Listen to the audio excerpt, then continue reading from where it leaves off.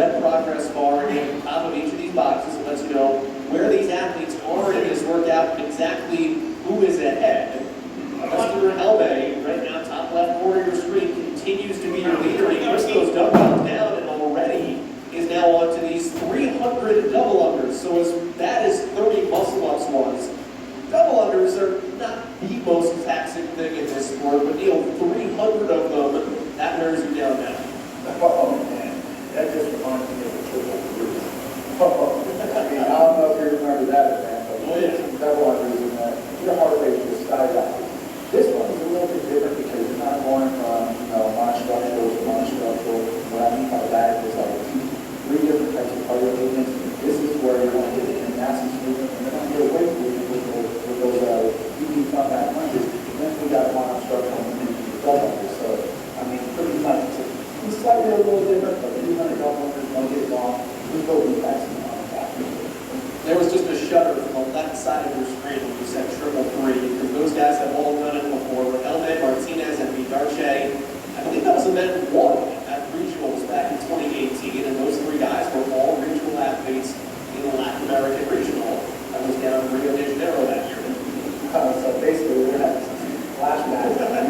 I actually competed in those regionals as well that year. That actually was my last year competing, and those regionals, it was a memorable experience. We went out there, had fun, and obviously you see where the story's gone, and you see how good it's done.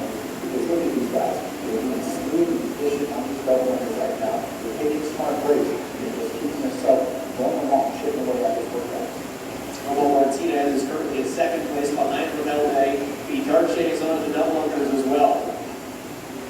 Martinez. Oh, go ahead. Yeah, I really like the company top left. I mean, he's just nice and smooth. He's not over pushing. I mean, it looks like he's just basically going through a walking, actually, not a walking apart, like jumping apart, because that's how smooth he's making it look. He's the guy that put his name on the map in the national stage back during the Open. He finished 9th worldwide in the Open out of everybody. He actually won event 21.3 in the Open. So Helbe is a guy that kind of blew down that gauntlet from Jump Street. And when you come to the Brazilian CrossFit Championship, even though it's not an on-site, in-person competition, there are eyes on him, and he has to be able to respond to that pressure you're disputing. Oh, big time. Anytime you place in the Open, you're setting yourself up to be seen worldwide. And when you do that, you become a part of it, because all these guys are out there, they all want to become the biggest in the world. So right now, he's actually the front runner, so they actually have a fight on his back and they're facing him right now. Helbe was 34th in the 2017 South Regional, that Super South Regional. He was 14th in the 18th Latin American Regional.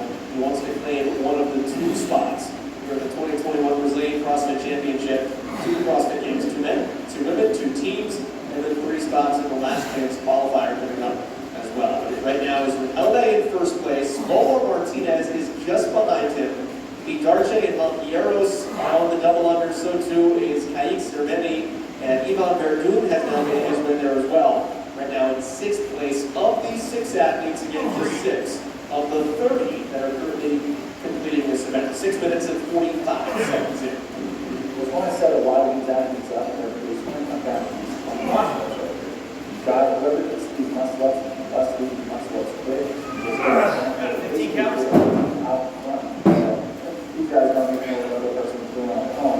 But to get my idea, I mean, basically these muscle ups right here are going to be very important.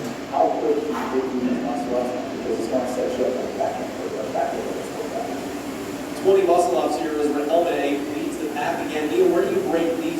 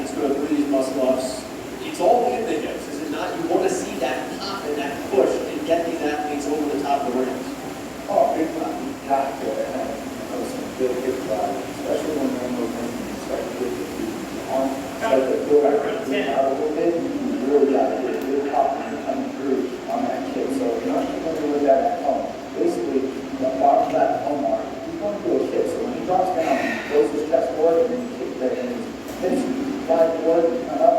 Basically, you want to do that upward swing of the hip motion of the kick, so you can get that upward momentum into those rings, so you can catch yourself at the top of the dip and press out. And your strict this one will be strictly on your shoulders. You make a kipping movement, it becomes a little bit more of a full body workout, no? Oh, big time. I mean, you're using that big line, big time. I mean, you're using it on strict, you're using it a lot more when you're doing a kick and pull up, because you're basically, you know, you have that little upward thrust of that kick that's driving all the way up. From the arm and your ankle all the way through that midline, through the arm, and just giving that extra boost. Helmet has just put down the dumbbell, so he has done his second round of lunges. That's 20 meters of a dumbbell front rack lunge. Omar Martinez is just cruising in his second round to get 20 meters of a dumbbell front rack lunge. Vidarche, Cerveni, Ferragoon still working their way through the muscle ups, while Hierros taking a break. And Pilar Hierros really set himself up nicely with what he did yesterday. A first place finish in friendly frame. He was 8th in event 2. When you combine those together, you're going to put yourself in the running. While Hierros trying to make some noise, and Neil, the thing he told us this week, he's a games athlete. He went as a teenager, he podiumed, he's the only Brazilian ever to podium. Second place as a teenager. He's not here to compete. He called it his destiny. He said, I'm here to win. I'm ready. Pilar Hierros has called his shot, and now it comes down to backing it up this weekend. I mean, basically, he's basically showing a championship mindset. You've got to have that positive mentality about yourself, because if you don't believe in it, you have no business being on the stage.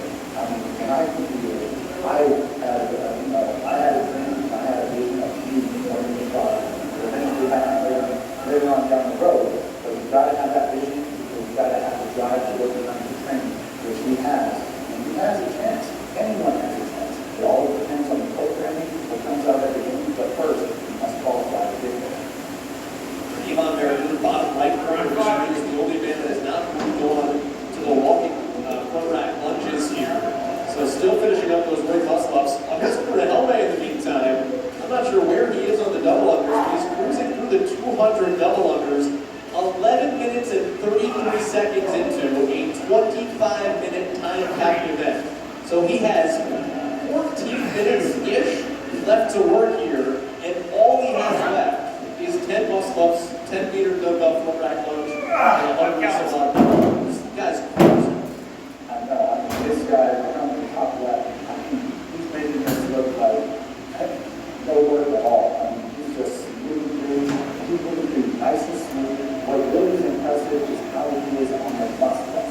I mean, he was able to string together such a 10, and he was able to pop out that off those things so fast, right into those lunges. And then he's just moving the article on these red ones. He knows when to break it up. He's taking his breaks, when to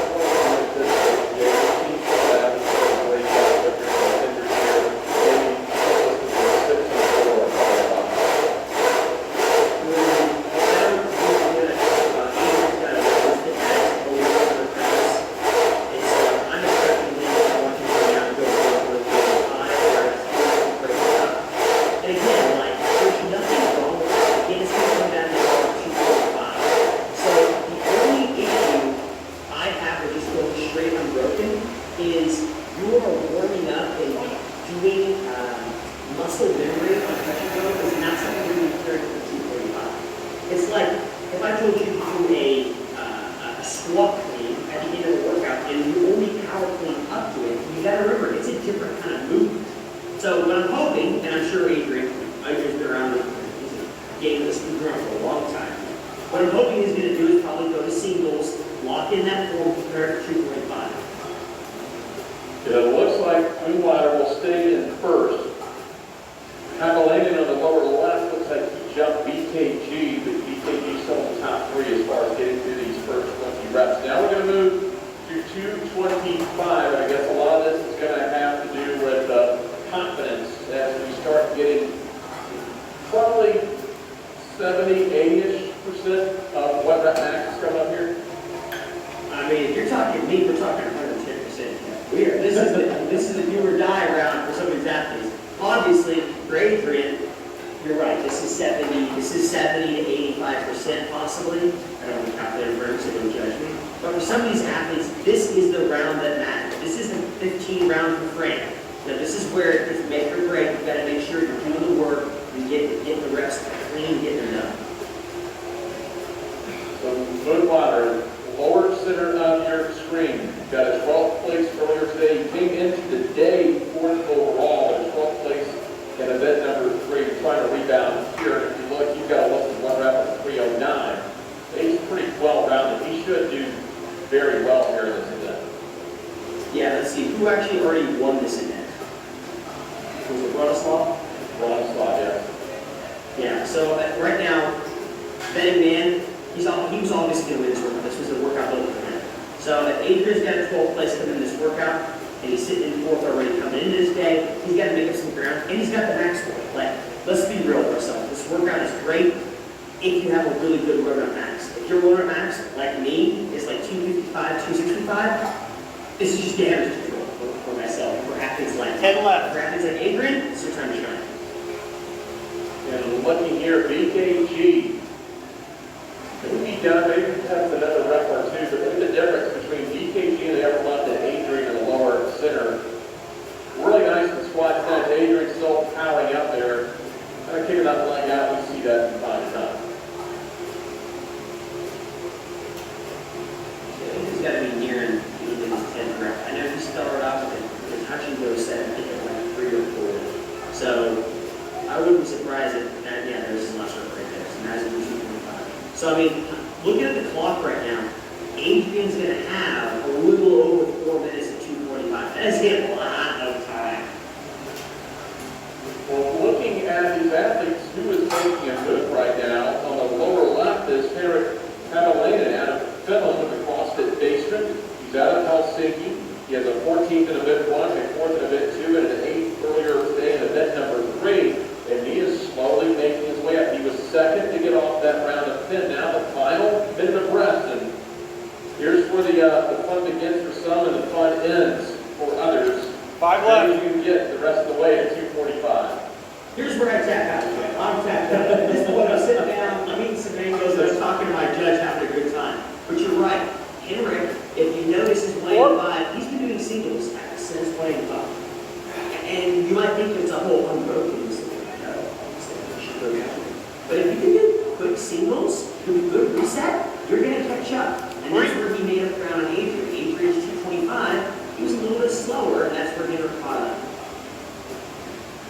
Now, many athletes, not only this heat, but the other semifinals were during early on CrossFit, end in a tie. There is a tiebreaker between the time and the last full set of 10 would be your tiebreaker. So, how these athletes here is now you're going to see the regular full squat snatches here from here on out. There's Adrian Moonlighter in the lower center. Now he is giving up the power snatch for good reason. That weight is really racking up. There are 30 plus reps into this event.